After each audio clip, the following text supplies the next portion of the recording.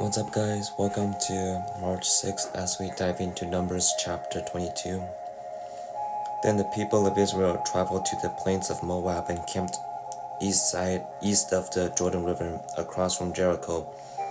Balak, son of Zippor, the Moabite king, had seen everything the Israelites did to the Amorites, and when the people of Moab saw how many Israelites there were, they were terrified. The king of Moab said to the elders of Midian, "This mob will devour everything in sight, like an ox devours grass in the field." So Balak, king of Moab, sent messengers to Balaam, son of Beor, who was living in his native land of Pethor, near the Euphrates River. His message said, "Look, a vast horde of people has arrived from Egypt. They cover the face of the earth and are threatening me. Please come and curse these people from me, because they are too powerful for me. Then perhaps I will be able to conquer them and drive them out, or drive them from the land. I know that blessings fall on any people you bless, and curses fall on any people you curse." Balak's messenger, who were elders of Moab and Midian, set out with money to pay Balaam to place a curse upon Israel. They went to Balaam and delivered Balak's message to him. "Stay here overnight," Balak said. "In the morning I will tell you whatever the Lord directs me to say." So the officials from Moab stayed there with Balaam. Then that night God came to Balaam and asked him, "Who are these men visiting you?" Balaam said to God, Balak son of Zippor, king of Moab, has sent me this message. "Look, a vast horde of people has arrived from Egypt, and they cover the face of the earth. Come and curse these people for me. Then perhaps I will be able to stand up to them and drive them from the land." But God told Balaam, "Do not go with them. You are not to curse these people, for they have been blessed." The next morning, Balaam got up and told Balak's officials, "Go on home. The Lord will not let me go with you." So the Moabite officials returned to King Balak and reported, "Balaam refused to come with us." Then Balak tried again. This time he sent a larger number of even more distinguished officials than those he had sent the first time. They went to Balaam and delivered this message to him. "This is what Balak, son of Zippor, says. Please don't let anything stop you from coming to me. I will pay you very well and do whatever you tell me. Just come and curse these people for me." But Balaam responded to Balak's messengers, "Even if Balak were to give me his palace filled with gold or silver and gold, I would be powerless to do anything against the will of the Lord my God. But stay here one more night, and I will see if the Lord has anything else to say." That night, God came to Balaam and told him, "Since these men have come for you, get up and go with them, but do only what I tell you to do." So the next morning, Balaam got up, saddled his donkey, and started off with the Moabite officials, but God was angry that Balaam was going, so he sent the angel of the Lord to stand in the road to block his way. As Balaam and two servants were riding along, Balaam's donkey saw that the donkey of the Lord standing in the road with a drawn sword in his hand. The donkey bolted off the road into a field, but Balaam beat it and turned it back onto the road. Then the angel of the Lord stood at a place where the road narrowed between two vineyard walls. When the donkey saw the angel of the Lord, it tried to squeeze by it, but crushed Balaam's foot against the wall. So Balaam beat the donkey again. Then the angel of the Lord moved farther down the road and stood in a place too narrow for the donkey to get by at all. This time, when the donkey saw the angel, it lay down under Balaam. In a fit of rage, Balaam beat the animal again with his staff. Then the Lord gave the donkey the ability to speak. "What have I done to you that deserves you beating me 3 times? It asked. Balaam, you have made me look like a fool, Balaam shouted. Had a sword with if I had a sword with me, I would kill you. But I am the same donkey you have ridden all your life. The donkey answered, Have I ever done anything before? Have I ever done anything like this before? No, Balaam admitted. Then the Lord opened Balaam's eyes.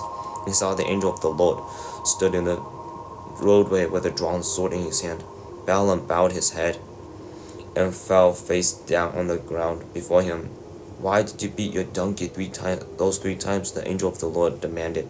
Look, I have come to block your way because you are stubbornly resisting me. 3 times the donkey saw me and shied away. Otherwise, I would certainly have killed you by now and spared the donkey.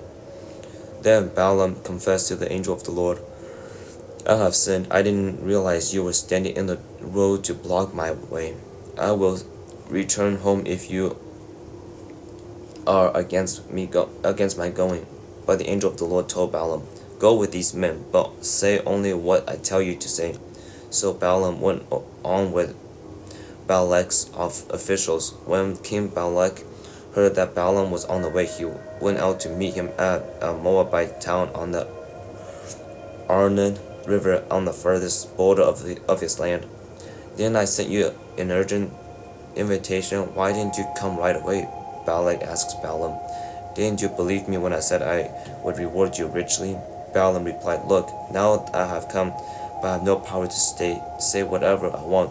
I will speak only the message that God puts in my mouth. Then Balaam accompanied Balak to Kiriath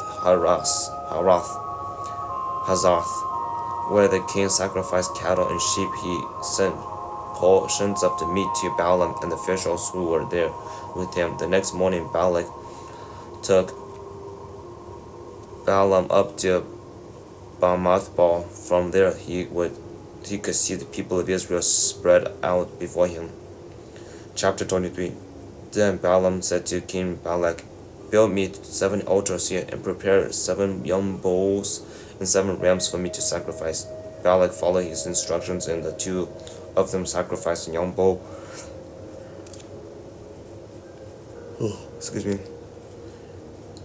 A young bull and a ram on each altar. Then Balaam said to Balak, Stay here by your burnt offerings, and I will go to see if the Lord will respond to me. Then I will tell you whatever he reveals to me. So Balaam went alone to the top of the bare hill, and God met him there. Balaam said to him, I have prepared 7 altars and have sacrificed a young bull and a ram on each altar.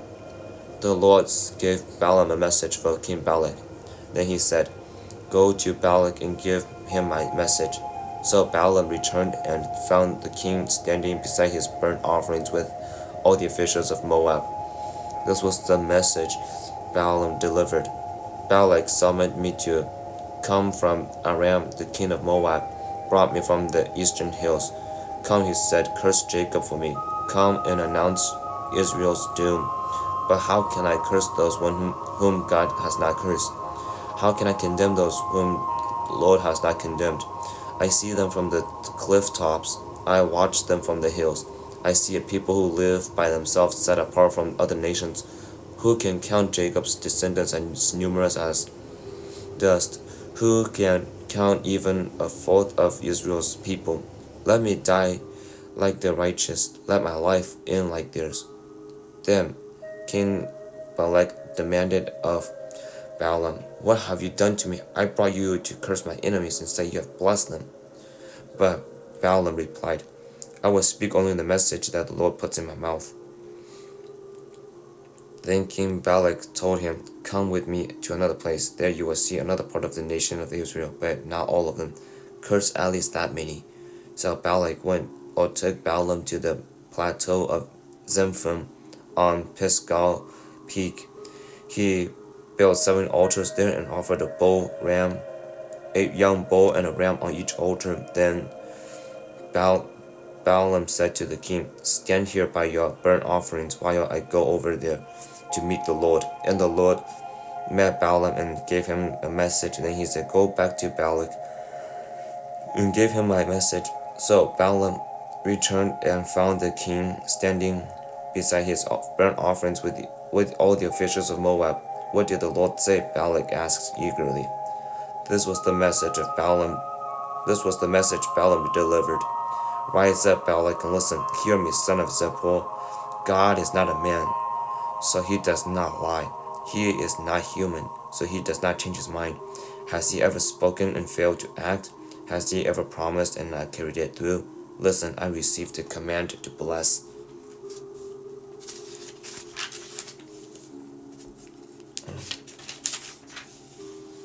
I received the command to bless. God has blessed, and I cannot reverse it. No misfortune is in his plan for Jacob. No trouble is in store for Israel.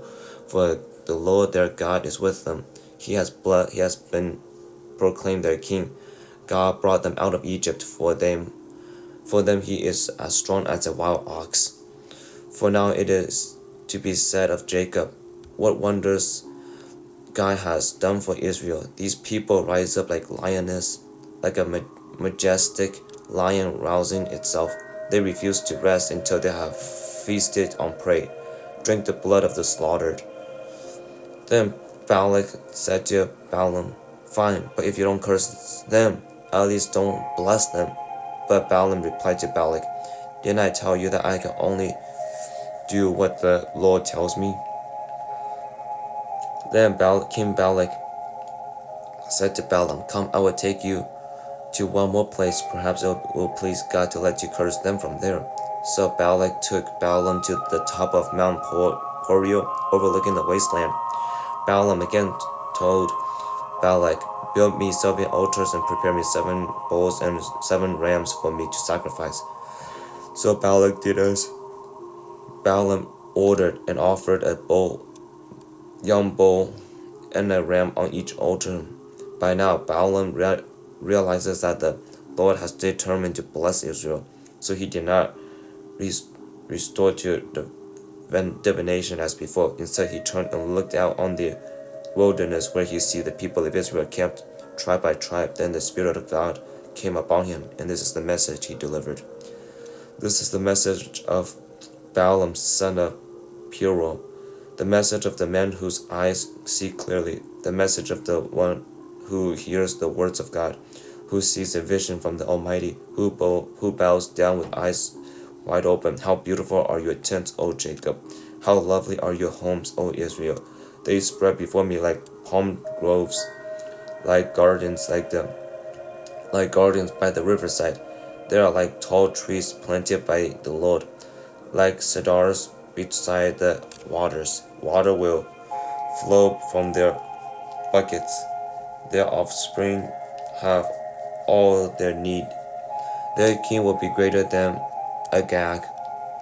Their kingdom will be exalted. God brought them out of Egypt. For them he is as strong as a wild ox. He devours all the nations that oppose him, break their bones in pieces, shooting them with arrows.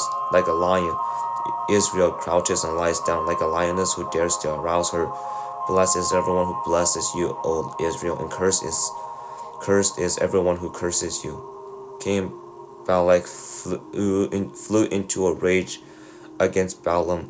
His anger clapped his hands and shouted, I call you to curse my enemies. Instead, you have blessed them 3 times. Now get out of here. Go back home. I promise to reward you richly, but the Lord has kept you from your reward. Balaam told Balak, Don't you remember that I told you your messengers? I said, even if Balak were to give me his palace filled with silver and gold, I would be powerless to do anything against the will of God. I told you that I could say only what the Lord says. Now I am returning to my own people, but first let me tell you what the Israelites will do to your people in the future. This is the message Balaam delivered. This is the message of Balaam, son of Beor, the message of the man whose eyes see clearly, who the message of one who hears the words of God, who has knowledge from the Almighty, from the Most High, who sees a vision from the Almighty, who bows down with eyes wide open. I see him, but not here and now. I perceive him, but not in the distant future. A star will arise from Israel, or from Jacob. A scepter will emerge from Israel. It will crush the heads of Moab's people, cracking the skulls of the people of Sheth. Edom will be taken over, and Seir, its enemy, will be conquered. While Israel marches on in triumph, a ruler will rise in Jacob, who will destroy the survivors of Ur. Then Balaam looked over the people of Amalek and delivered this message. Amalek was the greatest of nations, but its destiny is destruction. Then he looked over toward the Canaanites and delivered this message. Your home is secure, your nest is set in the rocks, but the Canaanites will be destroyed. With Assyria takes you captive. Balaam concludes his message by saying, Alas, who can survive unless God has willed it? Ships will come from the coast of Cyprus. They will oppress Syria and afflict Eber, but they too will be utterly destroyed. Then Balaam left and returned home, and Balak also went on his way. And so yeah, that's the end for today.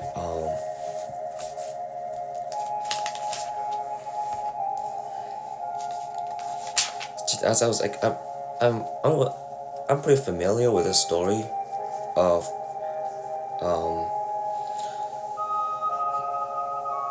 with the Balaam and the donkey, but just reading it today, it's something just like popped into my head. I didn't never given a second thought about until just now. That I felt like God spoke to me. It's like the way the donkey protected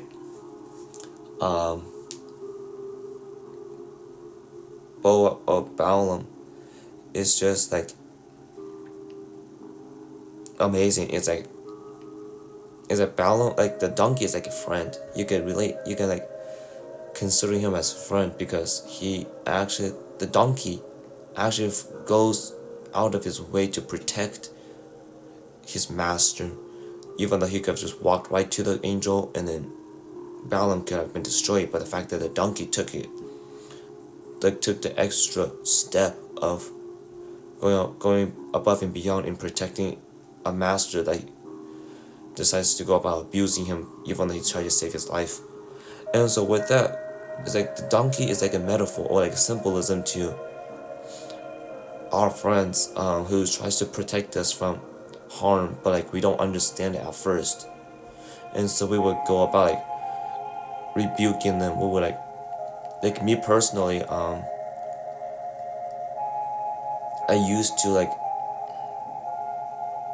used to struggle with like people, like religious people telling me what to do all the time. I just feel like they're just there to like put shame on me and things like that. But it's like later, it's like as I dive into the story, as I like rebuked them, I kind of hated them a little bit. Reading the Bible really helps me to see that like yes, they may be being harsh on me a little bit, but it's like there's a reason for why they're being harsh. They're not being harsh so they could be a jerk towards me, but it's like as a way to protect me. And so with that, it's like I'm guilty for like being so harsh on somebody who tries to protect me. And I feel like we can all relate to that. It's like there are times when we let our situation at the moment overcarries like the possibility of like what it exactly is the motivation behind the actions. And so for me, it's like now I'm trying to do a better job of like asking people why they do the things that they do before rebuking them, because like I don't want to rebuke somebody who's literally trying to save my life or who tries to get me out of trouble. It like saved me from getting myself into trouble and things. So yeah, that's just something that really stood out to me. I feel like again we can all be guilty for. Yeah. And then it also like shows like the character of God. It's like even though like Balaam tries to deny, like ignore God's command. It's like God could have sent his angel to kill Balaam. Like the donkey is not gonna prevent the angel from killing Balaam, but the fact that God's mercy again is being shown here in the story of giving Balaam the patience, like having his donkey be the one to tell him why why the donkey is doing the things that it is doing, so that he could protect Balaam from the angel. It just shows like God is like really patient with us. He understood, like we are a rebellious group of species, but like it does not measure up to how much patience God has for each of us individually. So yeah, yeah, and then the whole, I think we're pretty familiar with the whole story. It's like the whole message of like, do not, no matter how great the earthly reward it is, don't take the earthly reward. If God tells you to do something else that is not gonna be pleasing to the people who it's actually going, like to the people that's actually trying to get you to do something. If they're trying to get you to do something bad, it's like don't do it, because like it's not worth it. Not even how much it doesn't even matter, because everything that people offers on earth is temporary. And so why would you trade for temporary rewards for something that's eternal, which is spending eternity with God? It's like I would rather spend eternity with God than enjoying the temporary moments of pleasure than being separated from God forever, because I'm so obsessed with the current pleasures that I forgot that I stop worrying about like my life after this after leaving this earth and things. So yeah, it's like no matter how like guys, no matter how like tempting it is to follow to do what our friends is asking us to do, when it comes to something that's dishonoring or that's bad, it's like don't do it. It's like it's not worth it. It's not worth it. It's just gonna cause you a lot of pain and suffering. Yeah, and then it just like kind of moves on. It's like nothing. Like when God sets something into motion, nothing is gonna prevent God from accomplishing His goals. You may contribute to the way it goes about reaching the goal, but at the end of the day, it's like nobody's gonna prevent God from reaching His ultimate goal, His ultimate plan, whatever that may be each day and stuff. So yeah, it's like if God tells you to do something, if God tells somebody, like tells one of your friends to do something, don't try to prevent them from doing it. You're just gonna be a pain to them. Not only that, but you're gonna be a pain for yourself as well. But yeah,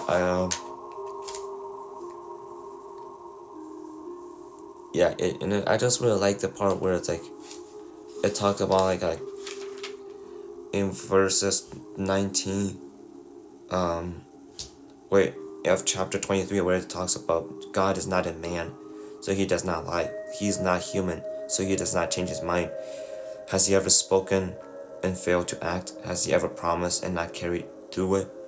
It's like that's kind of the God that I worship. It's like a God who does not back down from his words. He does not break his promises. In like when it says God is not human, like God is not man, it's like that was before Jesus came to earth. But now that Jesus did come to earth as a full man, like even as a full man, God does not change his mind. Like and he does not lie either. Jesus does not lie to us. He's really straightforward with whatever truths that we need to hear, even if it's hard ones. So yeah, that's just something that really stood out to me.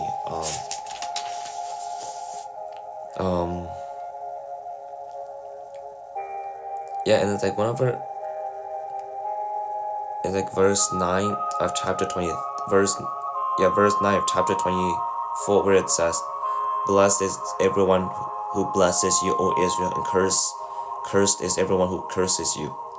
So if you go about like blessing people, I can promise you that God will bless you in one shape, like in whatever shape it may be. It may not be like giving you a new car or giving you like a new job or like anything like that, but it's like those like inner peace, a sense of joy,